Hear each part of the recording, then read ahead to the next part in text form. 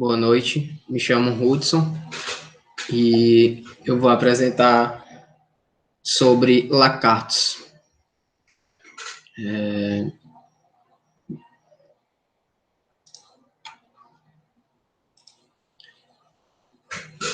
Pronto. Primeiramente, começando a abordar um pouco sobre a vida de Lacartes e o seu contexto histórico.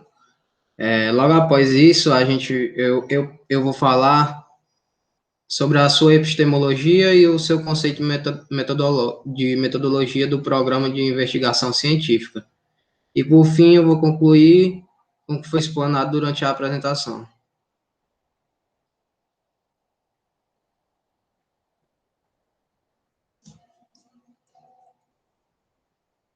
Bom, Henri Lacartes nasceu em 1922 e em Debrecen, na Hungria.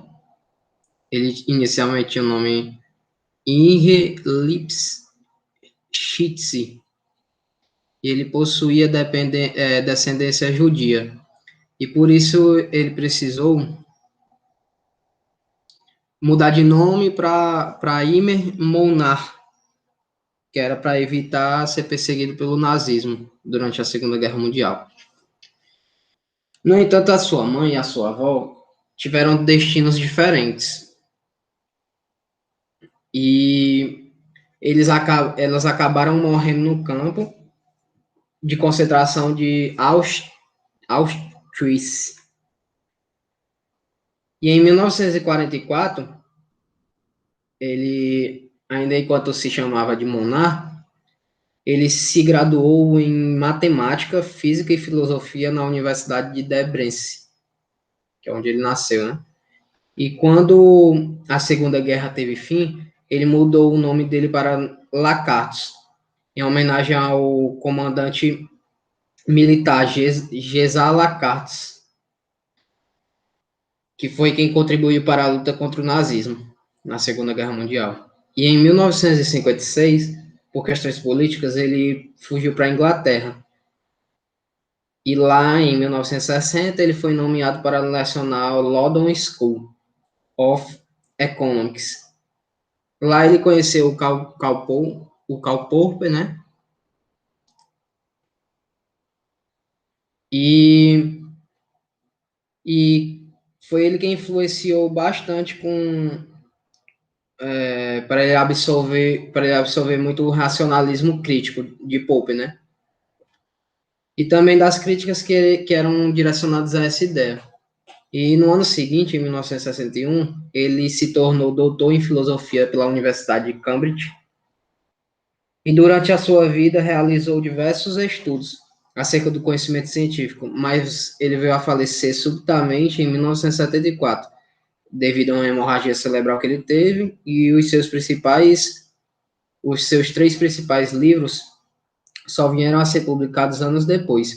Foi no ano de 1976, As Provas e Refutações foi publicado, e é uma das obras mais importantes do filósofo Lacartes, que nasceu em 1922 e morreu em 1974.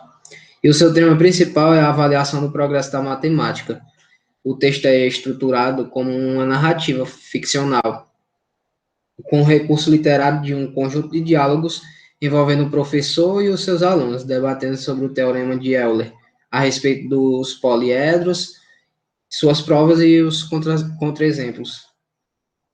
No ano de 1977, foi a vez da metodologia do Programa de Investigação e de Matemática, Ciência e Epistemologia.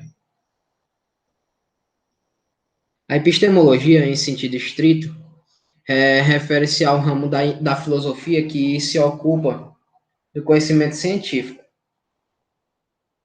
É o estudo crítico das principais hipóteses e dos resultados das diversas ciências, e tem a finalidade de determinar seus fundamentos lógicos, o seu valor e a sua importância objetiva.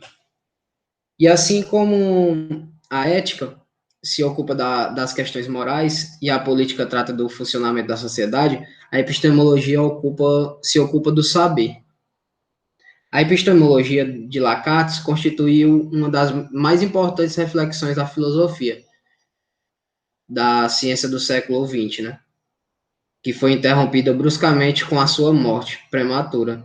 Morreu muito novo. Quando Lacazes chegou à Inglaterra e teve contato com a filosofia de Karl Popper, ele absorveu grande parte do racionalismo crítico e chegou a dizer, uma citação de Lacazes, né? Minha dívida pessoal com ele é imensa.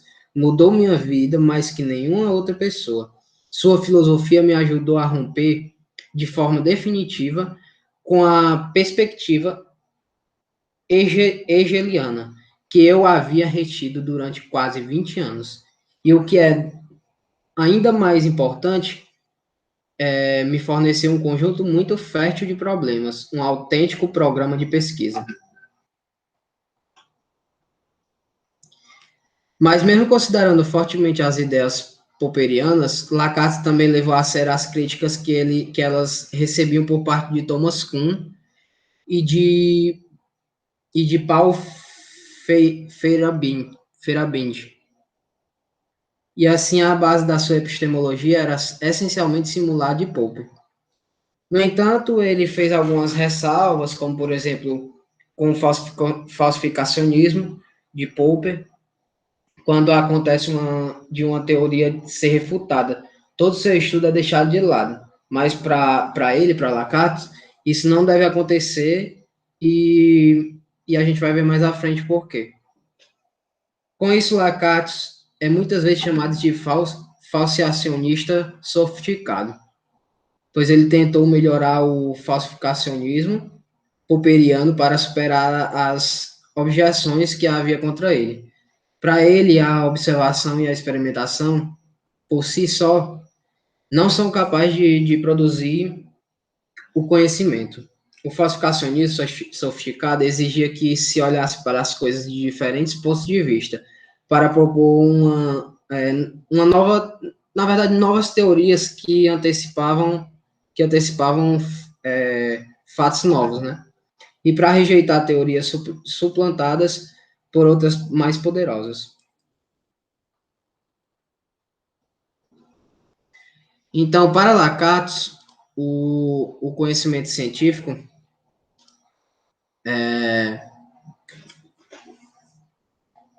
o crescimento científico se dá essencialmente através da história da ciência. Ele afirmou: a filosofia da ciência sem a história da ciência é vazia. A história da ciência sem a filosofia da ciência é cega.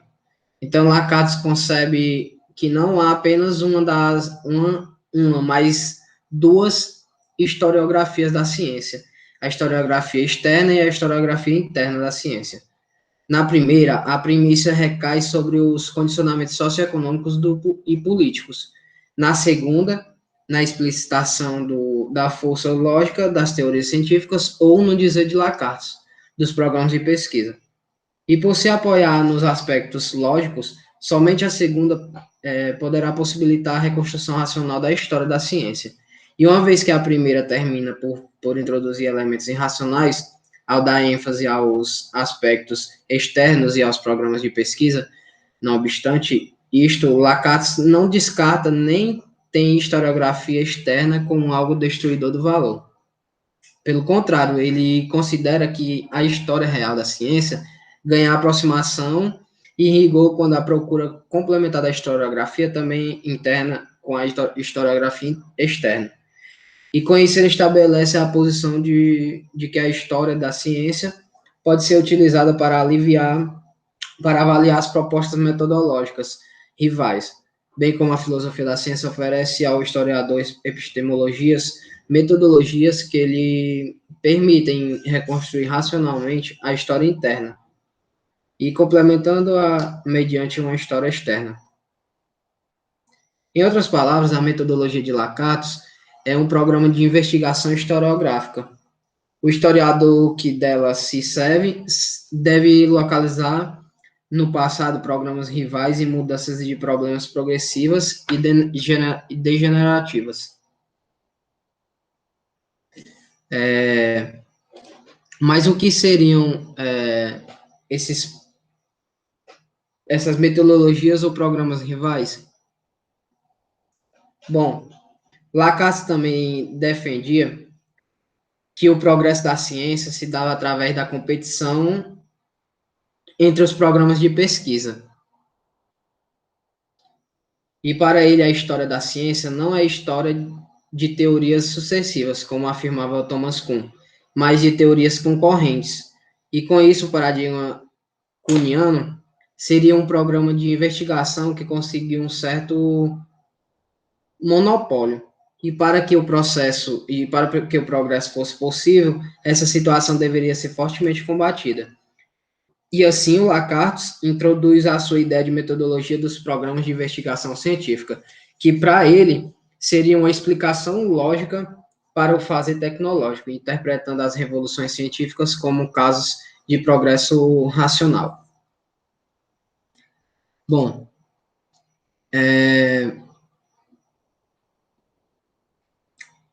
a metodologia dos programas de investigação científica, assim como um programa de pesquisa, pode ser caracterizado por seu núcleo firme. Ou seja, é uma teoria ou conjunção de hipóteses que não podem ser falseadas. Lacan cita o programa de pesquisa de Copérnico, onde seu núcleo firme seria a proposição de que as estrelas constituem um sistema de referência fundamental para a física. E o programa de Newton, onde seu núcleo firme continha as três leis do movimento e a lei da gravitação universal. Além do núcleo firme, um programa de pesquisa também deveria conter um cinturão de proteção, que era constituído por teorias e hipóteses auxiliares que protegem o núcleo firme. E então, de forma que, caso alguma anomalia seja encontrada no programa, são as teorias presentes no cinturão que devem ser modificadas, até que a anomalia seja superada. E dessa forma, os cientistas que trabalhariam nesses programas não deveriam descartar as hipóteses, mesmo que se encontrassem algum fator problemático, mas sim continuar trabalhando nelas para que esses problemas pudessem ser resolvidos. Por exemplo, quando foi observado pelos newtonianos que a órbita prevista para Urano era discordante com a observação astronômica. Então, eles consideraram que a mecânica newtoniana estivesse refutada. E, na verdade, atribuíram tal discordância à existência de um planeta ainda não conhecido, que era o planeta Netuno, e, portanto, não levado em consideração no cálculo da órbita de Urano. E essa hipótese permitiu também calcular a trajetória de Netuno, orientando os astrônomos para a realização de novas observações, que confirmaram a existência de um novo planeta, no caso Netuno. E, em outras palavras, o que Lacan afirma é que a heuristia negativa do programa proíbe que, frente a qualquer refutação, seja declarado falso um núcleo firme, porque a falsidade incidirá sobre algumas hipóteses auxiliares do cinturão protetor, mas nunca sobre o núcleo firme. Ou seja, é realmente um cinturão protetor. E dentro da metodologia de Lacan, o único momento em que um programa deve ser abandonado é se surgir um outro programa que abranja se surgir um outro programa que abranja tudo o que o programa anterior abrangia, e mais, ou seja, se surgir um programa melhor e mais desenvolvido. A heurística positiva de um programa seria o conjunto de sugestões ou uma base que pudessem guiar os cientistas sobre como modificar e desenvolver o cinturão, e caso alguma de suas teorias fosse refutada.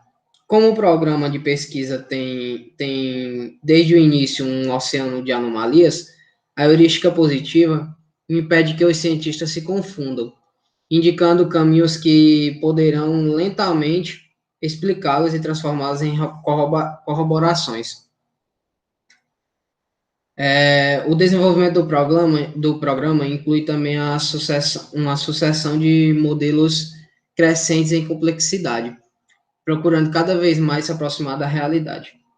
Então, o programa de Newton começou com um modelo para o sistema planetário, onde cada um desses planetas era pontual e interagia gravitacionalmente.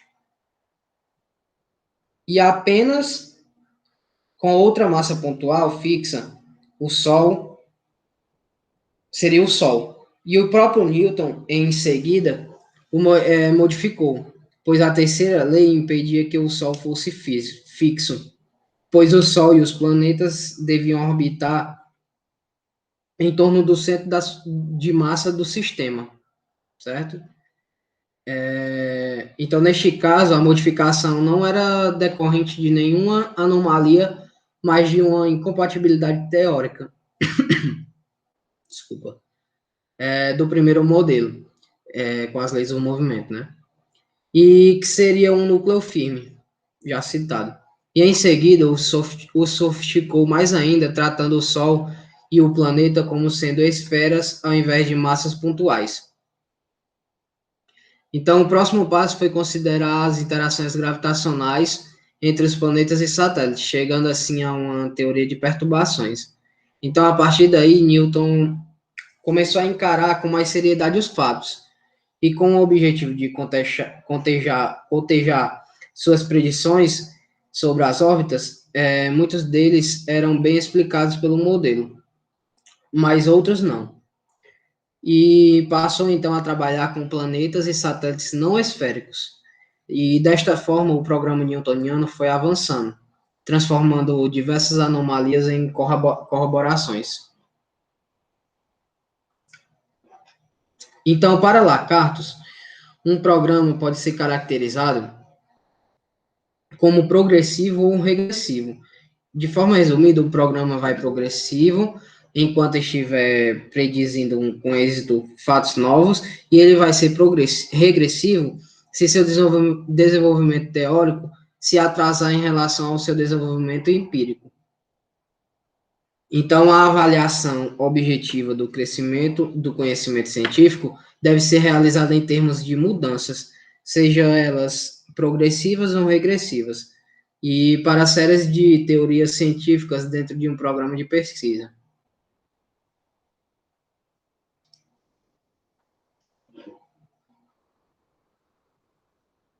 Daí tem uma citação de Lacatus: disse que um programa de investigação é progressivo enquanto seu desenvolvimento teórico antecipar seu desenvolvimento empírico, como eu já falei, ou seja, enquanto seguir predizendo com êxito fatos novos,